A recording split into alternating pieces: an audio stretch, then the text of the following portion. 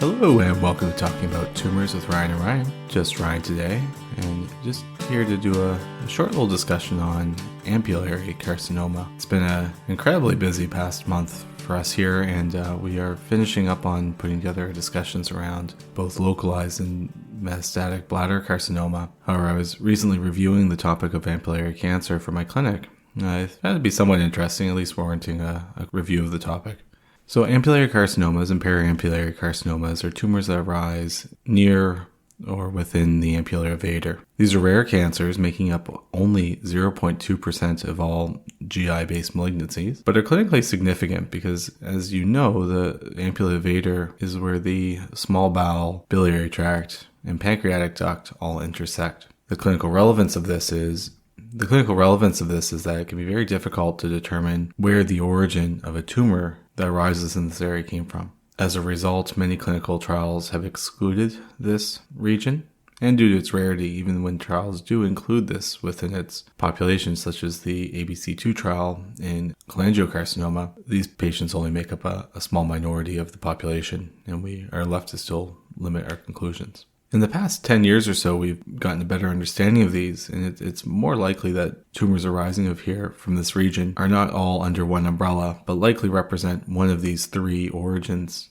that are in the area. And with advancing immunohistochemistry, guidelines have been able to further specify which patients should be treated in which way. However, this all still is a bit conjecture-based and not based upon high-quality data. Depending on whether this is a pancreatic, biliary, or a small bowel origin, genetic syndromes that predispose to any of those primary malignancies are just as likely to predispose to an ampullary tumor. These may arise originally as an adenoma that can then become malignant. Adenomas can still be clinically significant, as obstruction in the region can lead to biliary obstruction, risk of cholangitis, and require major surgeries, but I won't discuss those here as they're less likely to fall into the medical oncology world.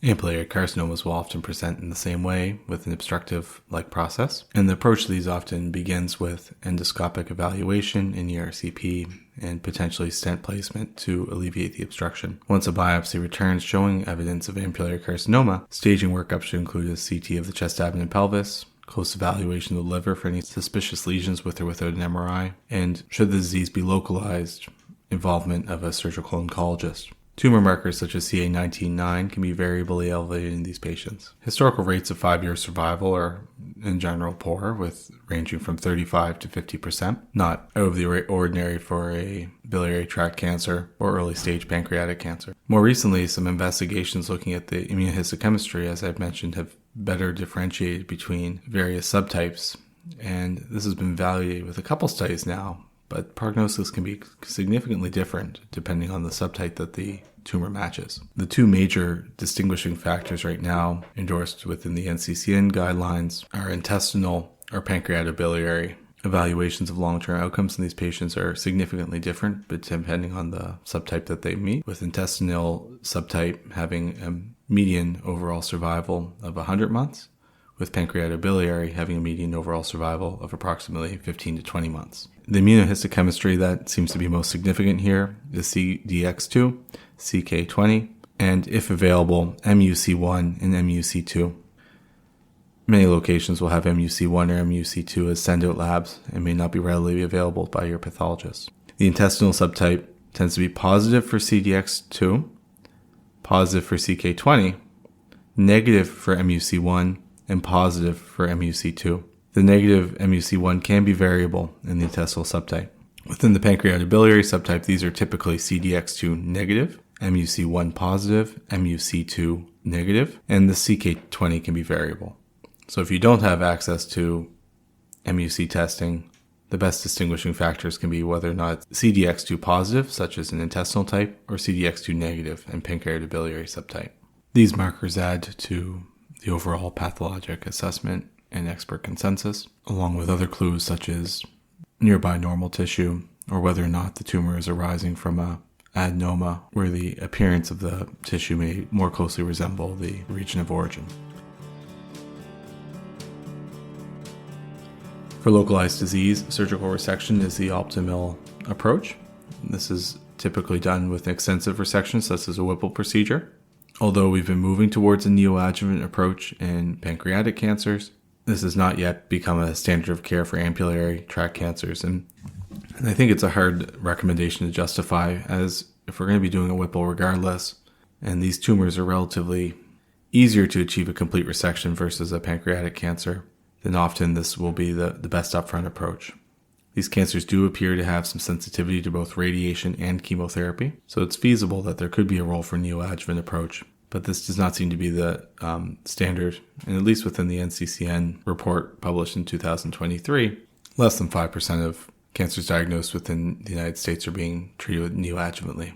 Broadly, adjuvant systemic therapy is recommended for these patients. However, the best approach to this is an area of debate. Early studies on ampullary cancers did incorporate radiation and were observational in nature. There was a randomized controlled trial with a significant population of ampullary patients, the EORTC 40891 trial. This was published in 2007 and used a radiation approach that probably wouldn't be considered standard now, which was giving 2 weeks of radiation with a 2-week break followed by another 2 weeks of radiation. During each radiation component, 5FU continuous was given. This is a fairly toxic way of giving radiation, and many of the patients in that second go-around of radiation had to have their 5FU discontinued. And this trial was negative for overall survival, with a hazard ratio of 0.9, median overall survival of being 1.6 versus 1.8 years.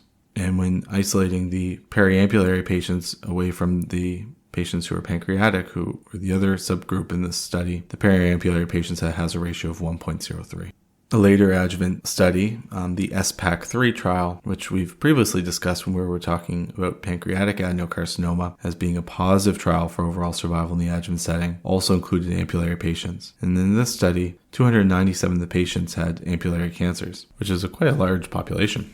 And this study had actually 3 arms, in patients with completely resected pancreatic or ampullary cancers were randomized either to observation, 5FU, or gemcitabine, so monotherapy for chemotherapy. When looking at the gemcitabine group, the median overall survival was improved from 40 months in the observation group to 70 months with gemcitabine, and the 5FU had a 57.8-month overall survival. In retrospect, the overall survival for gemcitabine in this group was quite substantial and was longer than the median overall survival in the later adjuvant FOLFIRINOX trial. But regardless, there was certainly a statistical significant benefit for the ampullary patients as well as the trial as a whole. Both of these studies predated the considerations of different subtypes, so it's hard to know which patients are most likely to benefit. There have been a number of observational studies run, and these are of course limited due to the fact of the retrospective nature of observational trials. There does seem to be a trend to benefit in at least disease control, potentially overall survival in patients who have either a positive margin or node positivity at the time of resection to incorporate radiation as part of the adjuvant protocol. Whether this radiation should be given concurrently with chemotherapy or this radiation should be following an adjuvant chemotherapy protocol remains up for debate. With the radical differences in overall outcomes between the intestinal subtype and the pancreatobiliary subtype, there certainly does seem to be an argument to begin to think of these as separate diseases and potentially approach the intestinal subtype more like a small bowel or duodenal cancer, in which case we would consider things like adjuvant FOLFOX or CAPOX as part of our post-surgical management. Whereas with the pancreatobiliary cancers, adjuvant systemic therapy such as modified FOLFIRINOX or gemcitabine and nab-paclitaxel may be more applicable. Of course, in the absence of well-designed clinical trials, this remains more of an expert opinion rather than a standard of care. In metastatic disease, these principles carry over, where we would ideally try to identify where this origin was, whether this appears to be more of an intestinal subtype, which we would treat like metastatic small bowel cancer, or pancreatobiliary subtype, where we would approach either with metastatic management such as would be used in cholangiocarcinoma with gemcitabine, cisplatin, or a pancreatic cancer approach such as modified FOLFIRINOX or gemcitabine Abraxane. I'll leave off at that. I hope this was a helpful overview. I found this to be interesting to read through. There really isn't a whole lot of discussion around these cancers in many of the guidelines such as ESMO or ASCO, which many of our treatment approaches are based upon. The NCCN actually has a very well written out summary on the approach to these cancers, which is helpful. It is noteworthy that their recommendations differ from up to date and differ from some other expert guideline reports that have been published over the past 10 years. So certainly a thing that you'll see approached differently depending on where you work, and certainly worthwhile to reach out to providers at your center who may have treated these in the past to see what their experience has been and outcomes in their patients. Thanks for listening, and we'll hopefully be back soon to discuss the approach to localized muscle invasive bladder cancer. Bye for now.